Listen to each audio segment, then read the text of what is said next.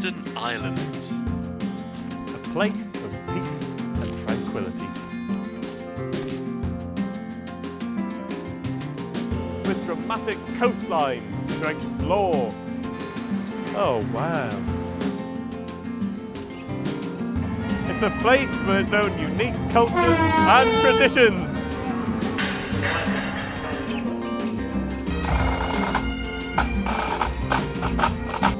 Where historic industry is found alongside the new.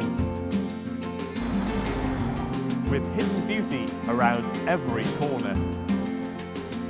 Lovely.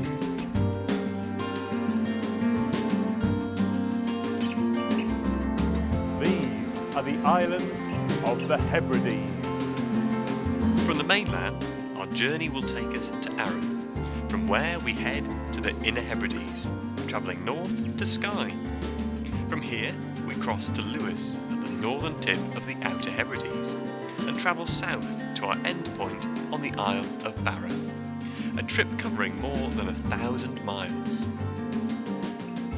In the first leg of our journey, we travelled from London to Arran before crossing the Kintyre Peninsula to reach Islay in the Inner Hebrides. Along the 500-mile route, we experienced the thrills of overnight rail travel. The train is going at quite a speed, a bit faster than I thought it was going to go actually, and it's rocking around quite a lot.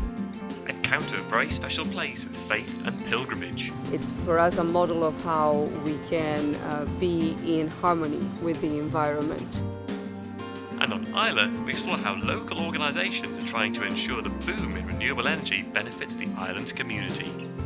It is possible for community-owned organisations to get involved in the development of renewable energy projects.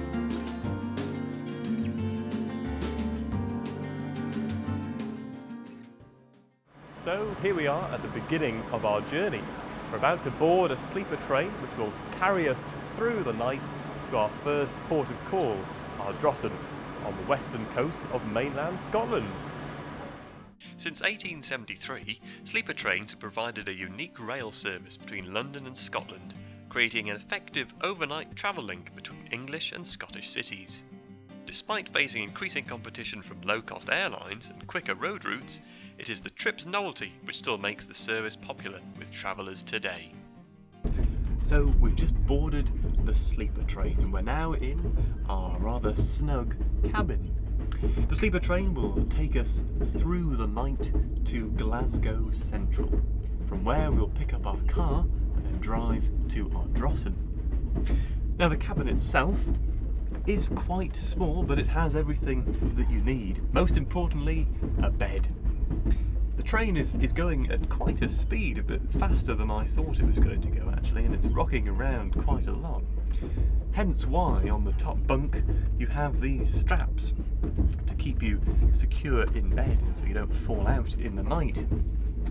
The beds feel quite comfortable actually, so it'll be interesting to see how well we sleep tonight.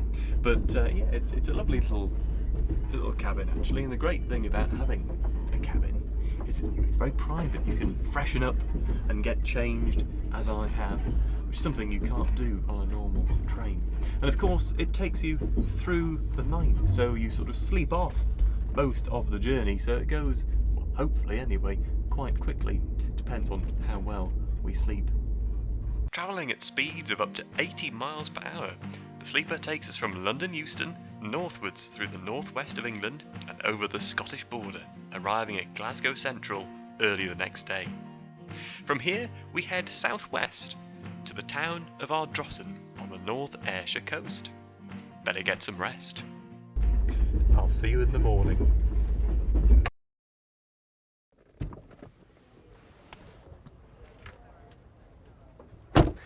So here we are at the ferry terminal at Ardrossan. We're about to get the ferry that you can see behind us there, which will take us to Brodick on Arran. Although separated from the Hebrides by the Kintyre Peninsula, the Isle of Arran is the most southerly Scottish island and provides a unique gateway to the Western Isles. The ferry service to Brodick provides a vital visitor and trade link between the island and this part of the mainland, and is used by over 600,000 passengers every year, making it one of the busiest ferry routes in Scotland.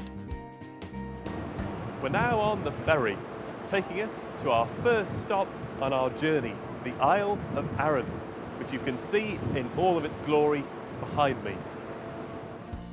The crossing to Arran takes just under an hour, and when conditions are good, the views are stunning. With a circumference of only 56 miles, it is said that nowhere on Arran is more than half an hour from your starting point. The north and south of Arran could well be considered as two different places, separated by the Highland Boundary Fault, a major fault zone traversing southwest across Scotland, and running through Arran, it has created a rugged and mountainous north, contrasted by sweeping pastures in the south. These highland and lowland landscapes have resulted in the island being referred to as Scotland in miniature.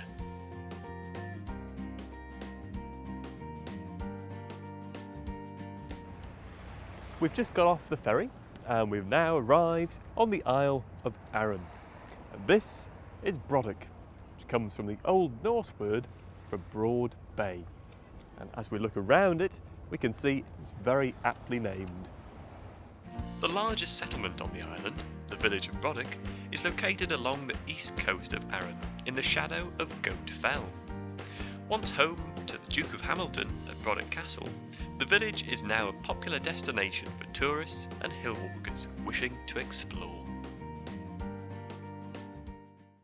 From here we head further south along Arran's east coast to a village which not only serves as a reminder of more turbulent times, but which many people also journey through on their pilgrimage to Holy Isle.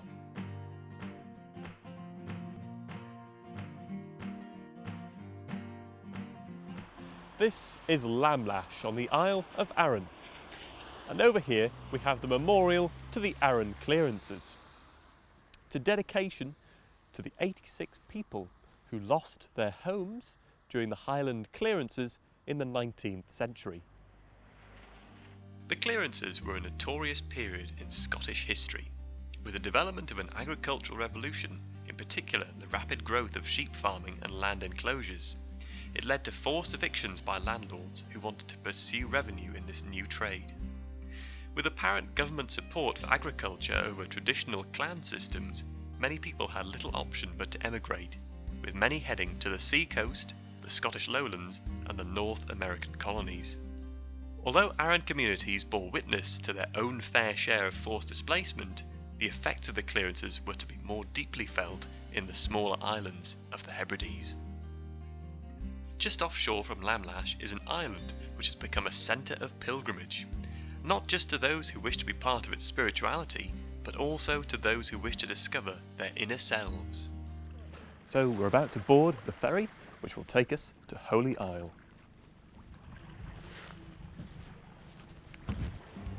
With this small ferry, the only link serving the island, a few times a day when the tide allows, it's hard to avoid feeling like you're entering a remote community, even though it's only a short trip across.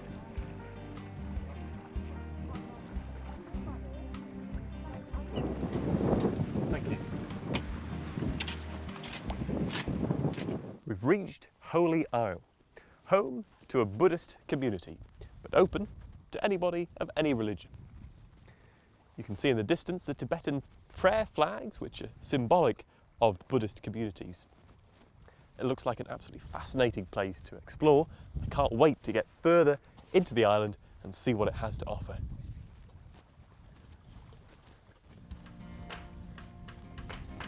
With an ancient spiritual heritage dating back to the 6th century, Holy Isle provides a place of peaceful tranquility for volunteers, retreatants and day visitors like us alike.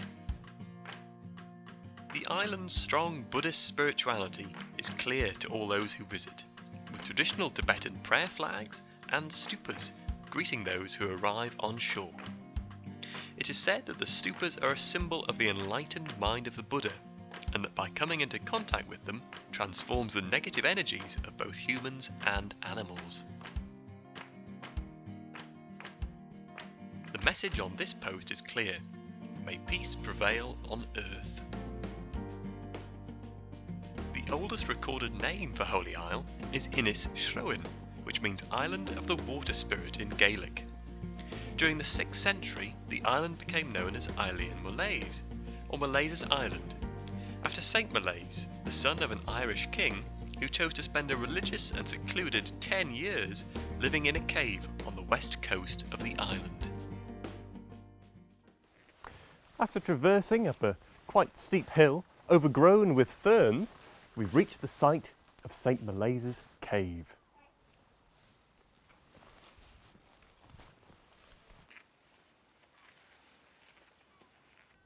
I'm now standing in the cave that Saint Malais lived in. When you're down here, it's actually quite spacious, and at the time that he was living in the cave, this side of it would have been walled up to protect him from the elements outside, making it quite a cosy but probably quite dark place to live. Inside the cave there are various carvings, many religious symbols including crosses, some of which may have even been carved by Saint Malais himself. Over the years, people have added to these carvings with their names, messages and symbols as well. And as we look around the cave, we can see quite a few. Certainly on this side here, there are several inscriptions on the cave wall. At the age of 30, Malais left Holy Isle for Rome, where he was ordained as a priest. However, his feast day is still celebrated in Scotland every year. This is the healing spring. Supposedly, if you bathe or drink the water, it has healing powers. However, due to EU standards on water, the water is not deemed drinkable anymore. Whereas its waters were once described as gushing, it is so overgrown that it's now only a trickle. Along the coastal path, there are various rock paintings, a series of them all the way along. They depict religious figures. And this one here is White Tara. Carved and painted in the traditional style by a Tibetan monk, the figures are important in reminding and inspiring those who pass them of their spiritual vision.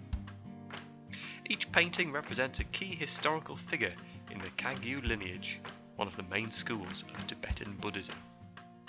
This one is Green Tara. For those who visit, as well as those on retreat, spirituality is to be found throughout the island. This one is Martha the Translator.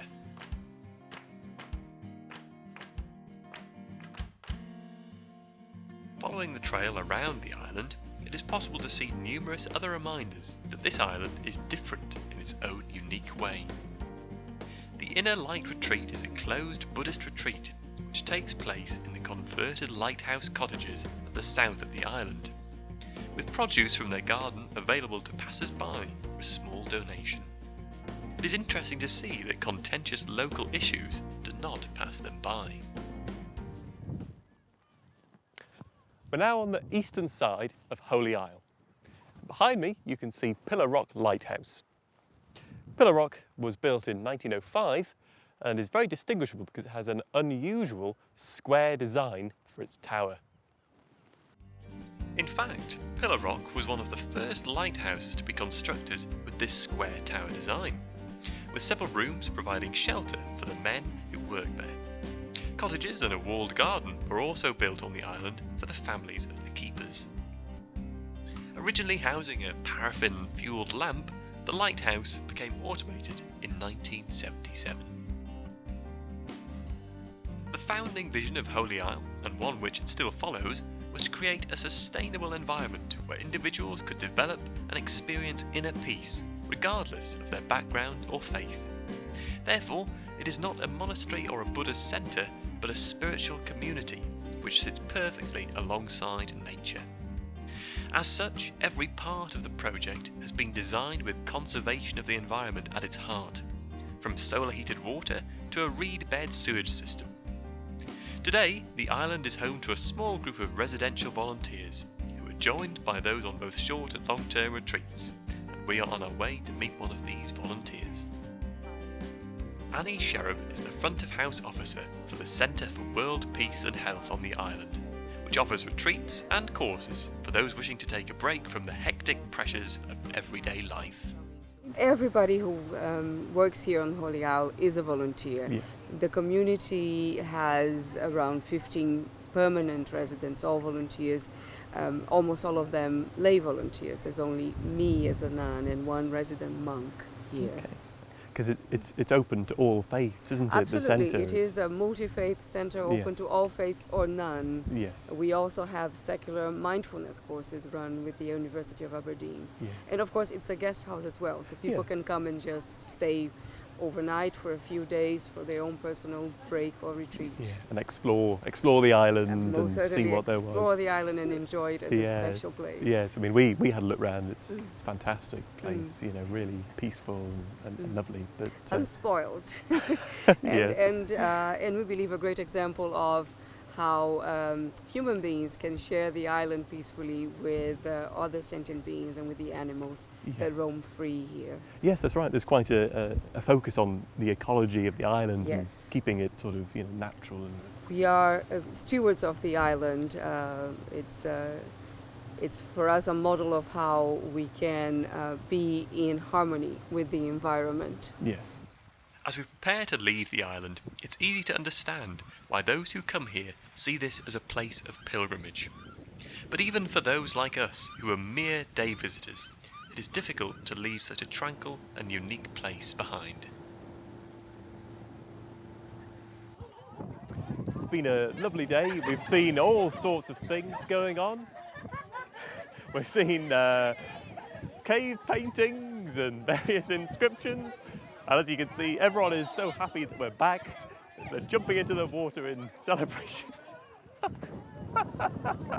It's a fantastic place to visit. It's very scenic. There's beautiful landscapes and a lovely coastal walk. It's also a very spiritual place. There are rock paintings of various religious figures. There's also a cave where Saint Malaise lived. It really is a lovely, peaceful and tranquil place to visit. From Lamlash, we travel north to the small historical village of Loch Ranza.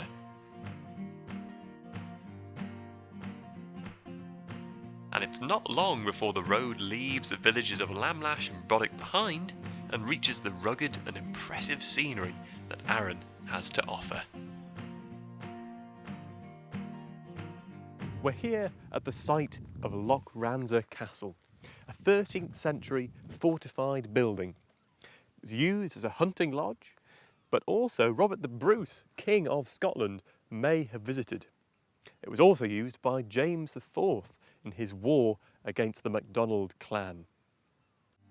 Looking out over Kilbrannan Sound to Argyll and believed to have been built by the Lord of Knapdale, Dougal MacSween, the original Hall House was well defended against any potential opponents at a time of growing turbulence between Scotland and Norway over control of Argyll and the Isles.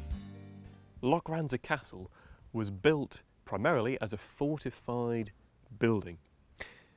And there are various features that you can see on the building that were used to put off attackers. As the enemy ran towards the door here, you can see just above there features called murder holes, and they basically do what they say on the tin. They murder anybody that tries to get in there. The defenders could drop stones and burning oil onto the attackers. The site itself is also built on an outcrop of land surrounded by water on three sides, so it was a pretty impregnable place. The 16th century saw the redevelopment of the castle into a tower house, with less emphasis placed on defences, although many of the original features were retained.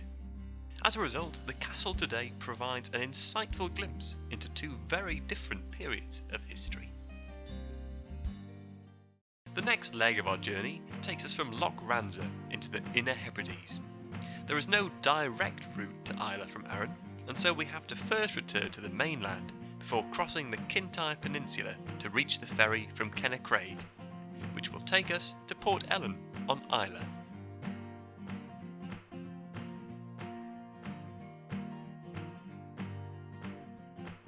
Consisting of over 40 named islands in total, 32 of which are inhabited, the Inner Hebrides stretches from Troday in the north to Islay in the south, and have been described as a wilderness waiting to be discovered.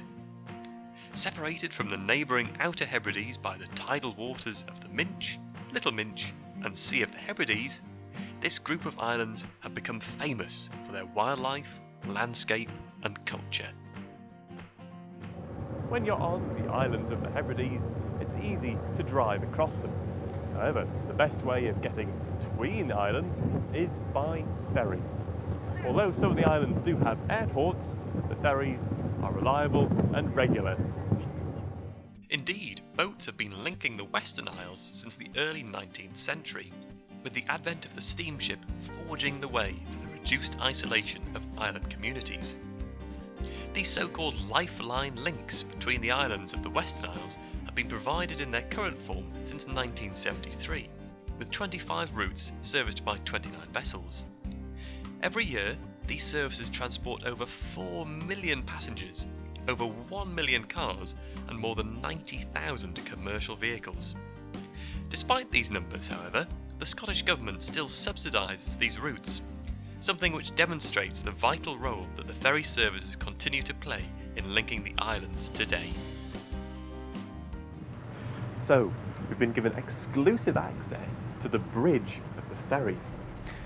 And here we have some nautical maps showing us the location of where we are. These yellow splodges here are land. This is Islay. This here is our ferry and our course. And as we look over here, we've got a more detailed map. You can see Islay there, and the Sound of Jura, which is there. Jura is where we'll be heading later this afternoon. Again, this is our ferry here. And these little dots there show Port Ellen, and that's where we're headed on the ferry. The crossing between Kennecraig and the most southerly island in the Hebrides takes just over 2 hours, which gives plenty of time to take in the stunning views out to sea and of the approaching shoreline.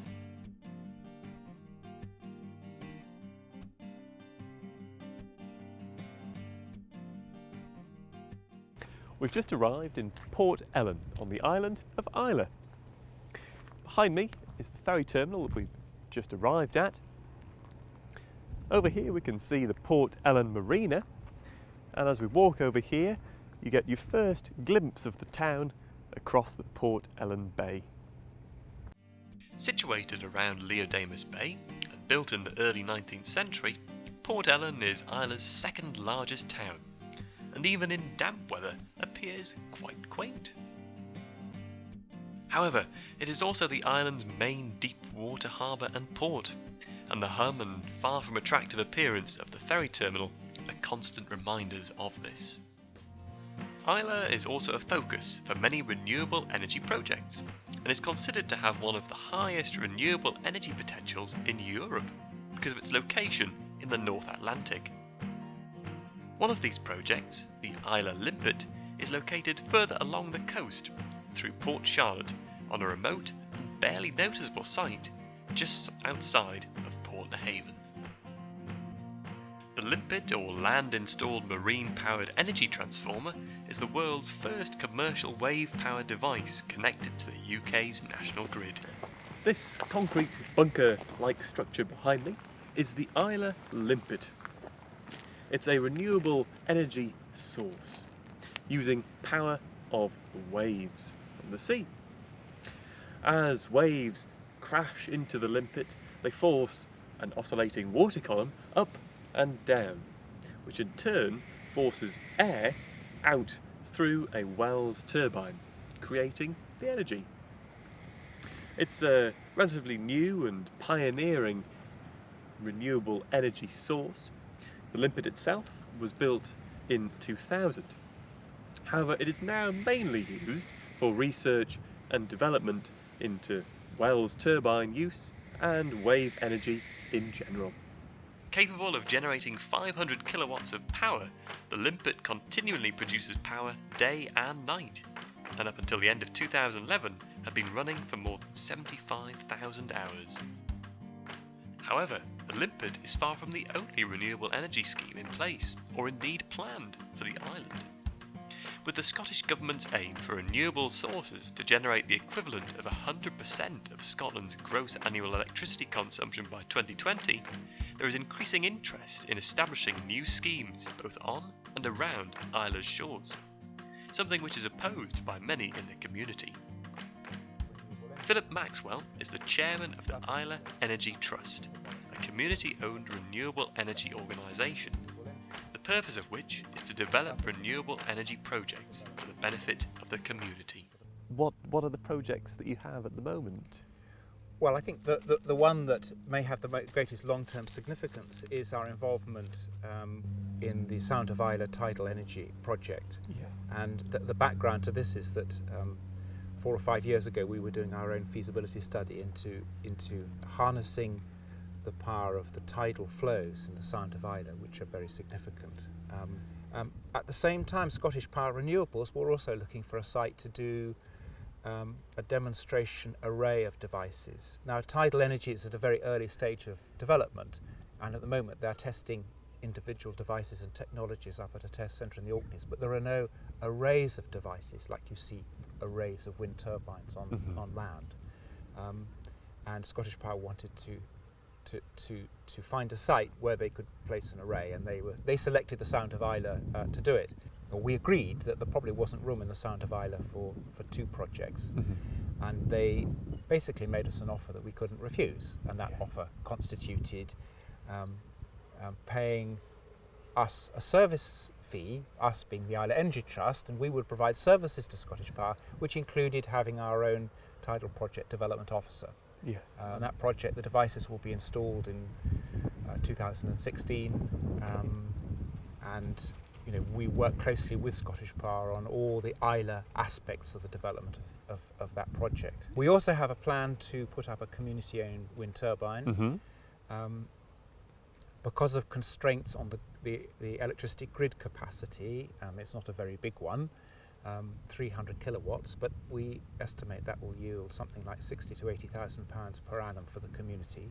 Excellent. And we're hoping to finance through a community benefit society share offer, where members of the community and others will be able to invest in the project, which means we can avoid expensive bank loans. Yes. The profits still go for the benefit of the community. And at some stage in the future, we would like to be able to develop our own community-led project, because that's a good way of communities to extract some of the value that exists in the energy that exists within these flows. Yes. And that's kind of what we're trying to do. But that's a longer-term proposition for us. I think it's definitely the key there, isn't it? It's all about the community, feeding stuff back into the community.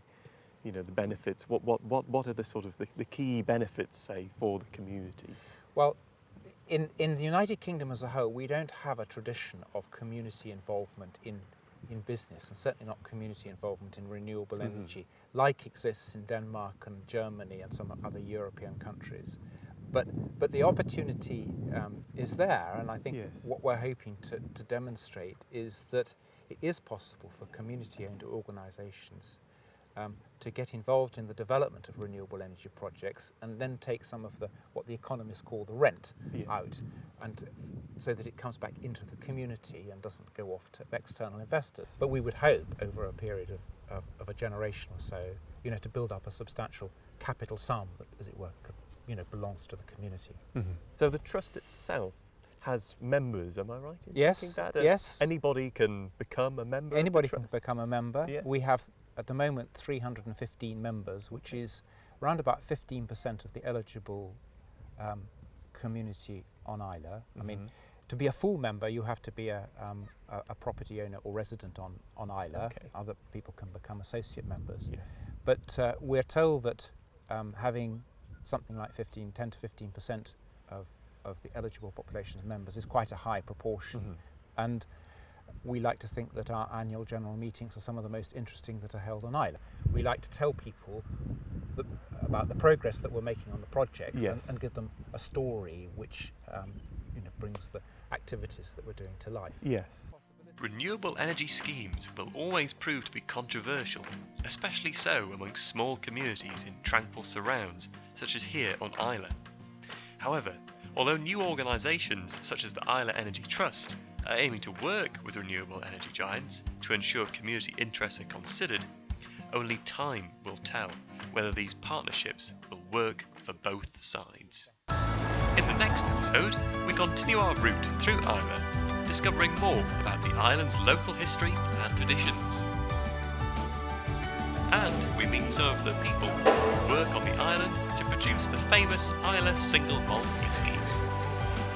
This is our own bespoke bottle. Yeah. The St. Island Farm Distillery on it.